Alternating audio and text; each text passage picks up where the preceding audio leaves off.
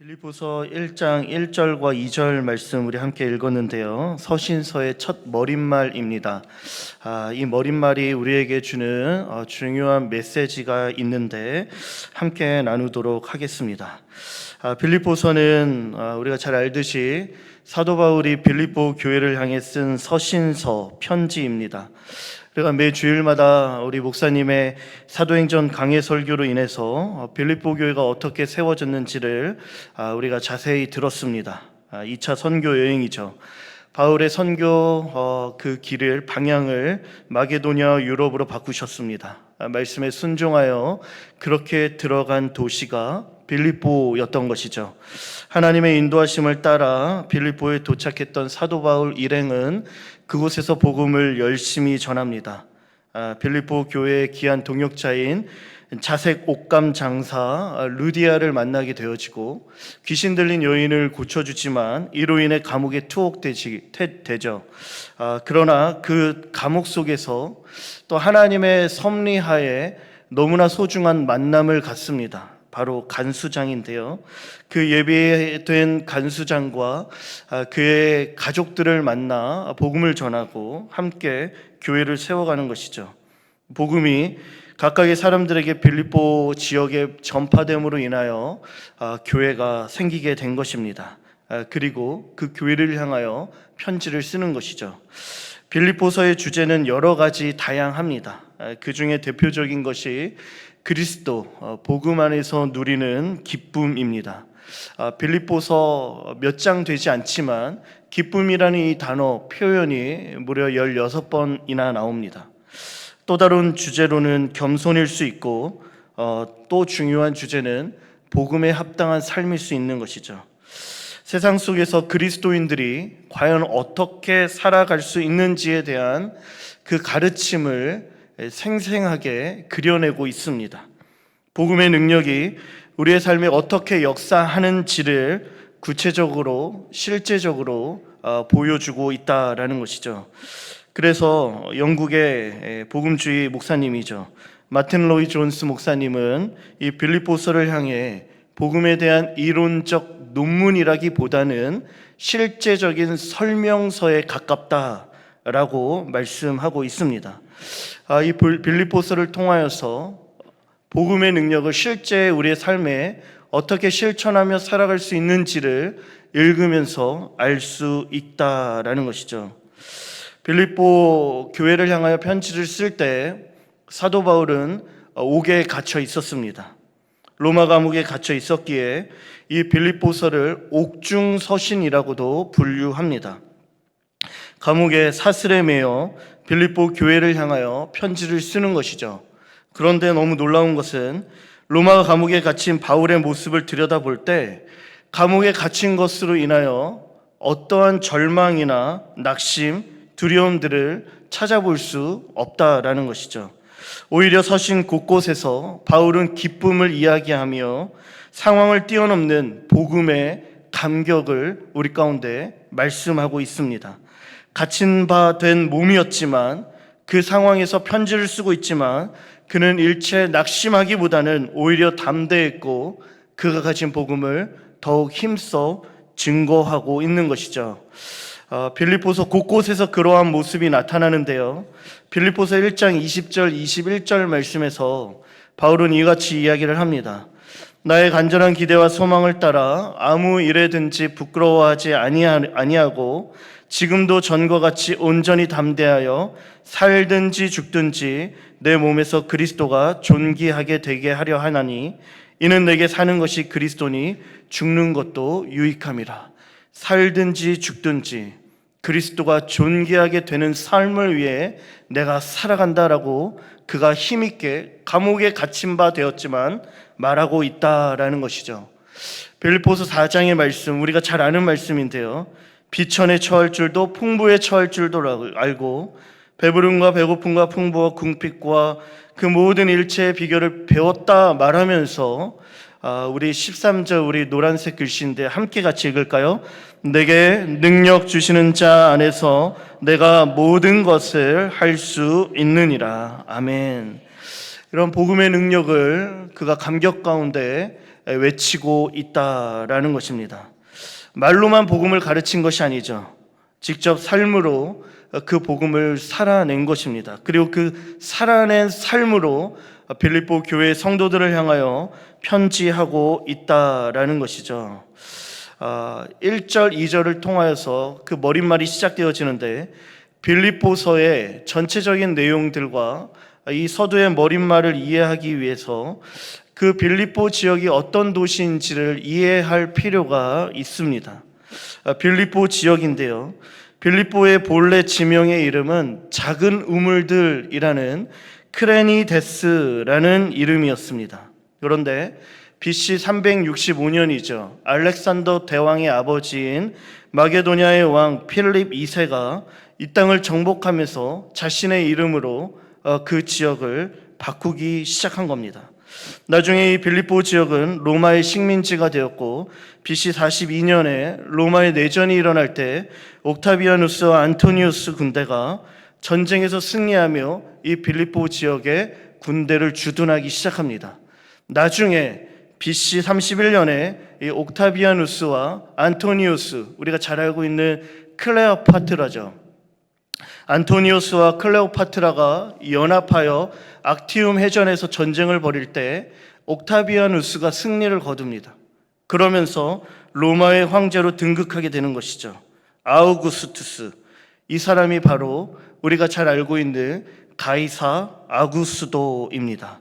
이 아우구스투스가 전쟁에서 승리하면서 빌립보 지역을 로마의 땅으로 인정하기 시작합니다.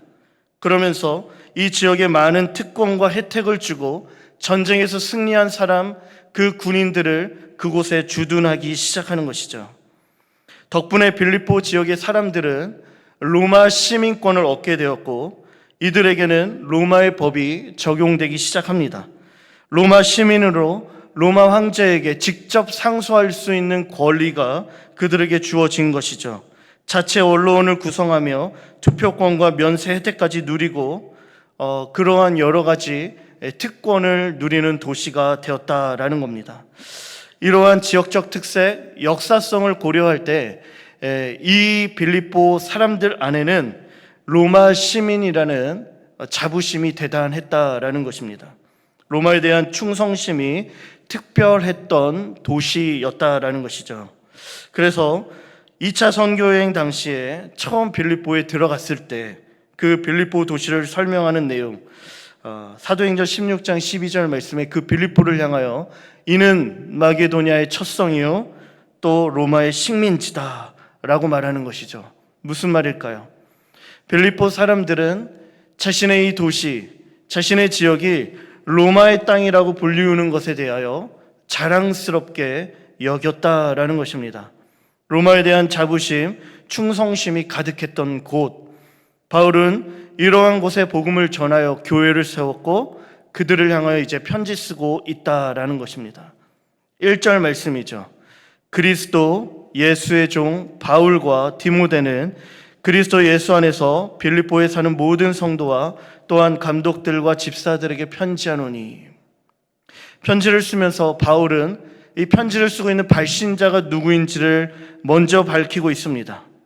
말씀드렸듯이 로마 시민임을 자랑하는 빌립보 지역이죠. 빌립보 사람들에게 편지를 쓰고 있는 내가 누구인지를 알려주고 있는 것이죠.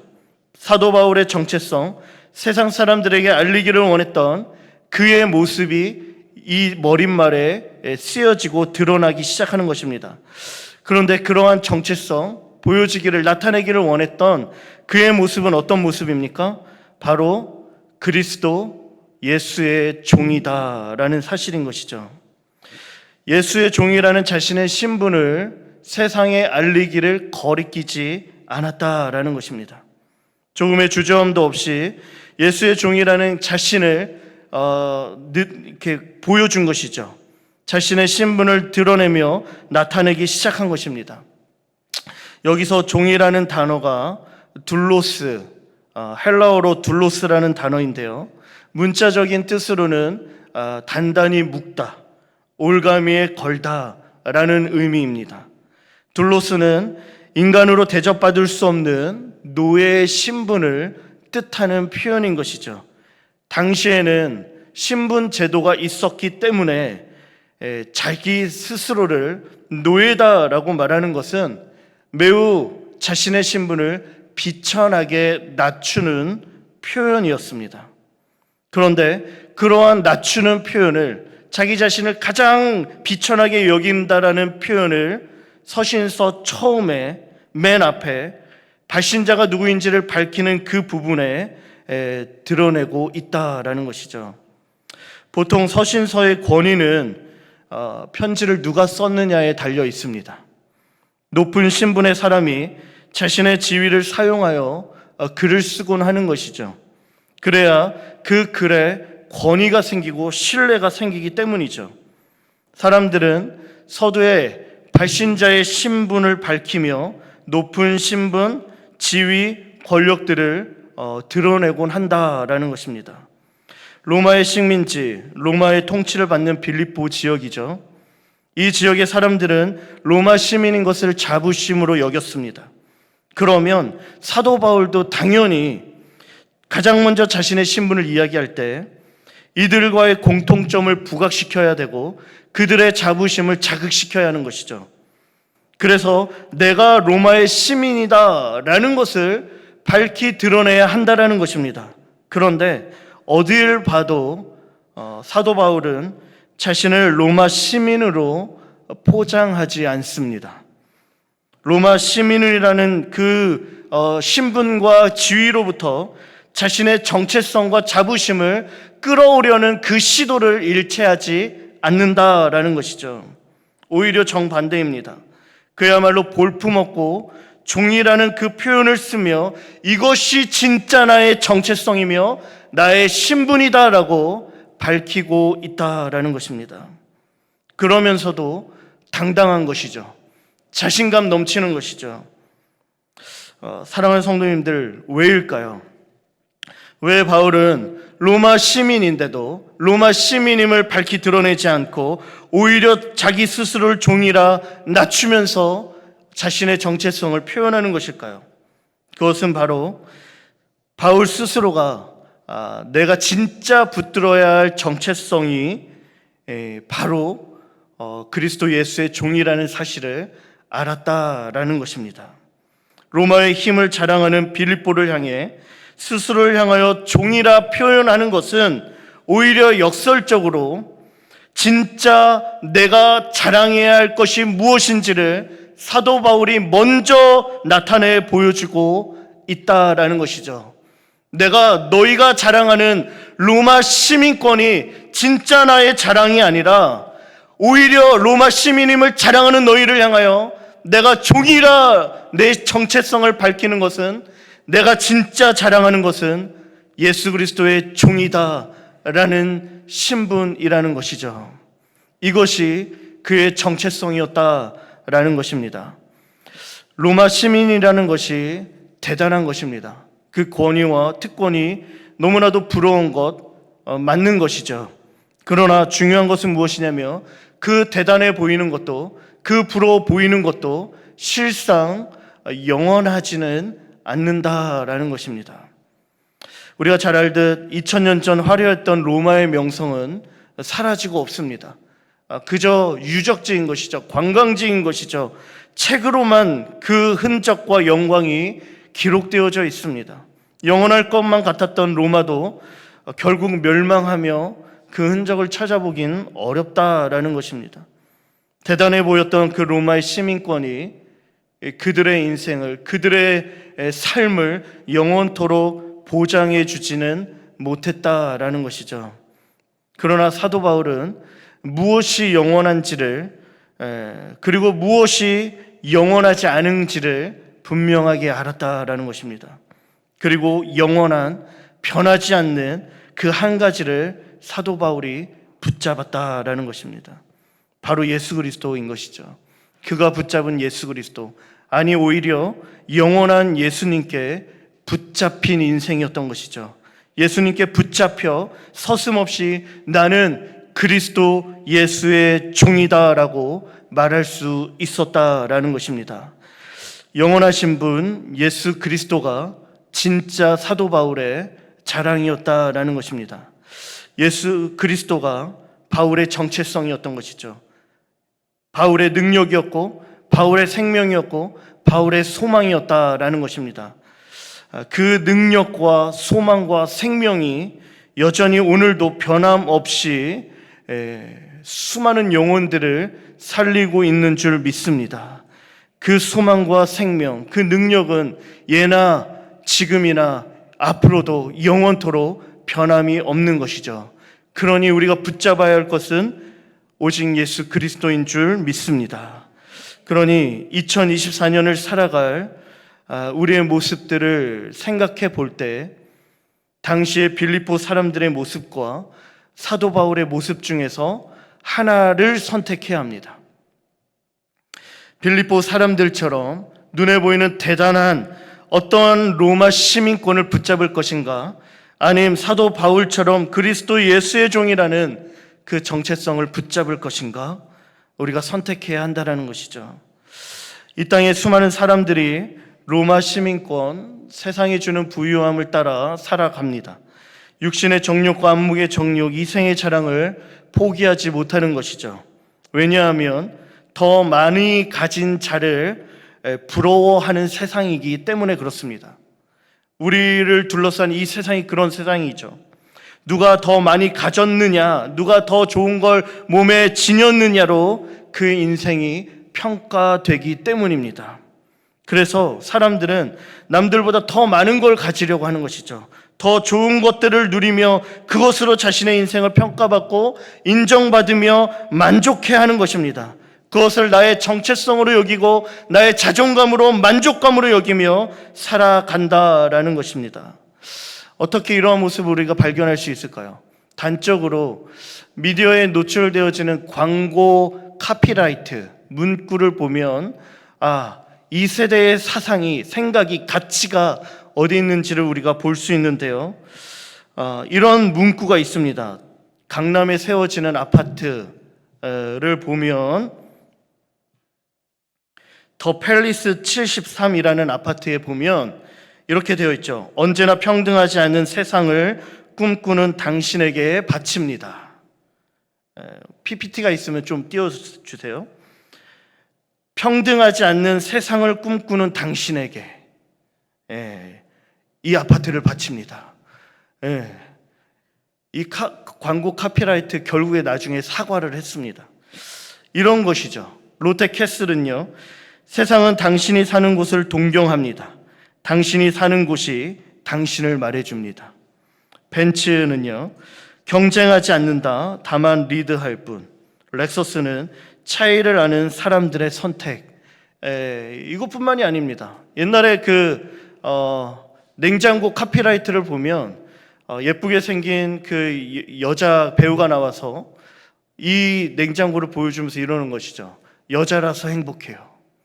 이 냉장고를 소유할 때 비로소 행복하다라는 표현들을 광고 문구가 우리 가운데 주입하고 있다라는 것입니다.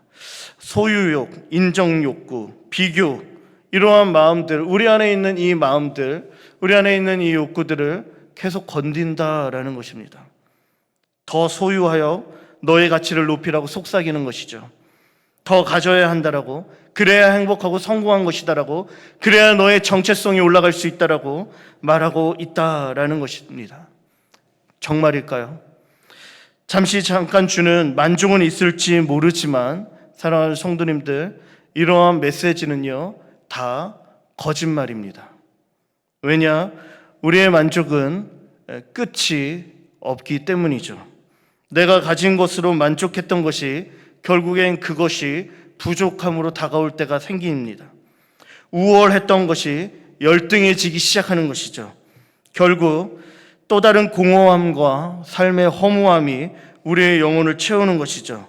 내가 자랑했던 것이 결국엔 나중에는 열등한 것으로 부족한 것이 될 수 있고, 그리고 나에게는 약점이 될 수도 있다라는 것입니다. 이 땅의 것은 결국 없어질 영원하지 않은 것이기 때문에 결코 우리의 영혼을 만족시킬 수 없다라는 것이죠. 이러한 것이 우리의 인생을 영원토록 보장해 주지 못합니다. 그런데 세상은 이런 것들을 향하여 끊임없이 붙잡고 소유하며 이런 것들을 가지라 소리치는 것이죠. 결국 우리가 그것을 쫓아갈 때 우리의 영혼은 공고해지고 메말라지며 목적 없이 달리게 된다라는 것입니다. 그런데요, 사도 바울은 다른 목소리를 우리 가운데 외치고 있다라는 거예요.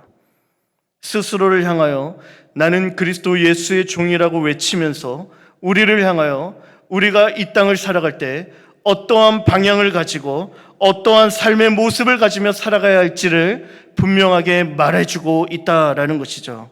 영원하지 않은 것을 붙잡고 살아가지 말고 영원한 것, 영원한 가치, 영원한 생명, 예수 그리스도를 붙잡고 살아갈 것이다 라고 우리 가운데 목놓아 호소하고 있다라는 것입니다. 예수의 종으로 살아간 사도 바울, 그는 무엇이 영원한지를 알았다라는 것입니다. 사도 바울처럼 영원한 것에 목숨을 건 사람이 있습니다. 에콰도르 선교사님이죠. 전능자의 그늘이라는 책을 쓴 미국 선교사님 짐 엘리엇입니다. 시카고의 명문 히튼 대학의 전도 유망한 대학생이었고 복음을 전하는 일에 자신의 생명을 걸었습니다. 그래서 에콰도르의 아우카 부족으로 선교하러 떠나죠. 그의 친구들 5명과 함께 에콰도르에 도착합니다. 그런데 도착 후 5일만 1956년에 29살이라는 나이로 아우카 부족의 사람들에게 창과 도끼로 죽임을 당합니다. 이 죽임당한 사실을 타임지가 보도하면서 What a waste, 이 얼마나 불필요한 낭비인가 라며 그 기사를 다루기 시작하는데요. 장래가 촉망되어지는 젊은이들이 도대체 무엇 때문에 저 멀리 알지도 못하는 남미의 부족 가운데 가서 그 아까운 생명을 바쳤는가 하며 그 생명이 너무 아깝다라는 표현을 쓴 것입니다. 그런데 당시에 짐 엘리엇의 아내인 엘리자베스 엘리엇이죠. 20대 초반에 그 아내가 나의 남편은 어렸을 때부터 이 순간을 준비해 왔습니다. 그제야 꿈을 이룬 것입니다. 그러니 나의 남편의 죽음을 낭비라고 말하지 마십시오 라고 이야기하면서 대학교 시절 썼던 일기를 공개하기 시작한 것이죠. 그 공개하기 시작한 일기가 전능자의 그늘, 그러한 책으로 우리 가운데 알려진 것입니다. 이러한 일기가 쓰여져 있어요. 주님, 성공하게 하소서. 높은 자리에 오른다라는 것이 아니라 내 삶이 하나님을 아는 가치를 드러내는 전시품이 되게 하소서. 하나님, 이 부족한 나의 나무 토막 같은 인생에 불을 붙여주소서. 주를 위해 탈 수 있도록 나의 삶을 소멸시키소서. 이 몸은 주의 것입니다. 오래 사는 것을 원치 않습니다. 완전하고 풍성한 삶을 원합니다 라고 쓴 것이죠. 그러면서 한 가지 문구를 우리 가운데 알려줬는데 이 문구가 우리에게 알려진 매우 유명한 문구입니다. 이것이죠. 영원한 것을 얻기 위하여 영원하지 않은 것을 버리는 사람은 결코 바보가 아니다. 영원한 것을 얻기 위하여 영원하지 않은 것을 버리는 이는 결코 바보가 아니다. 무엇이 더 귀한 것인지를 짐 엘리엇은 알았던 것이죠. 더 귀한 가치, 더 영원한 가치를 위해 이 땅에 영원하지 않은 것들을 기꺼이 버릴 수 있었다라는 것입니다. 과연 이후에 어떻게 되었을까요? 엘리자베스 엘리엇과 함께 순교한 5명의 그 아내들이 아우카 부족으로 들어갑니다. 남편들이 다 이루지 못한 일들을 우리가 뒤이어서 감당해야 한다라며 어린아이들, 1-2살밖에 되지 않은 그 아이들을 데리고 아우카 부족에 들어가 복음을 전하는 것이죠. 어떤 이는 간호사로, 어떤 이들은 교사로 부인들을 통해 부족 모두가 예수님을 영접하게 됩니다. 그 5명 선교사님들을 죽인 이들 중에는 목회자들도 배출된 것이죠. 사랑하는 성도님들, 커다란 저택, 남들과 다른 차이를 보여준다라는 그 아파트를 보여주며 또 부러워할 만한 차를 타고 다니는 사람, 그러한 집에 살고 차를 타는 사람, 그러한 사람과 아무도 알아주지 않는 곳에서 복음을 전하며 이름 없이 죽어간 사람, 과연 누가 영원한 삶을 살았다 말할 수 있는 것일까요? 사랑하는 성도님들은 어디에 우리의 정체성, 우리의 삶의 목적을 두겠습니까? 이 세상 한복판에서 사도 바울이 외치는 자신의 정체성인 그리스도의 예수의 종이다 라고 외치는 이 정체성이 저와 여러분들의 정체성 되기를 간절히 소망합니다. 그렇다면 종으로 살아가는 삶, 그 삶은 왜 좋은 것일까요? 그것은 바로 우리의 주인이 너무 좋은 분이기 때문인 것이죠. 1장 2절 말씀을 보면 주 예수 그리스도로부터 은혜와 평강이 있을 것이다 말합니다. 그리스도 예수의 종으로 살아가는 삶에 하나님께서 베풀어 주신 은혜와 예수님께서 회복시켜 주시는 평강이 가득한 것이죠. 우리가 하나님 앞에서 나는 예수님의 종입니다라고 고백하지만 너무 놀라운 사실은 무엇이냐면 하나님은 우리를 종이라 부르지 않는다라는 것이죠. 요한복음 15장 15절 말씀해 보면 내가 너희를 종이라 부르지 않을 것이다 말하며 나는 너희를 친구라 부를 것이다 말씀하십니다. 로마서 8장 15절 말씀해 보면 다시는 무서워하는 종의 영을 너희가 받지 아니할 것이요 양자의 영을 받아 너희가 나를 향하여 아빠 아버지라 부를 것이다 말씀하고 있는 것이죠.